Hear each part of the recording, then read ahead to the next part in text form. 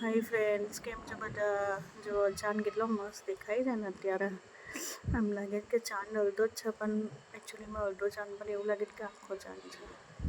આખો ચાંદ નથી, અડધો જ ચાંદ છે, પણ એનો ઉજાસ એટલો બધો આવે છે ને કે ઘરમાં પણ દેખાય છે. બોલો જો છે ને, એટલો બધો ઉજાસ છે ને ચાંદનો એ ઘરની અંદર પણ આવી જાય છે. ચાંદનો ઉજાસ જો ઇધર બેઠા હું તમને બહારની એટલી હવા છે ને પવન તો માય ગોડ એટલું ફાઇન છે કે આમ તમે અહીંયા ઊભા રહો ને તો ઉડી જાવ એવો પવન છે અહીંયા.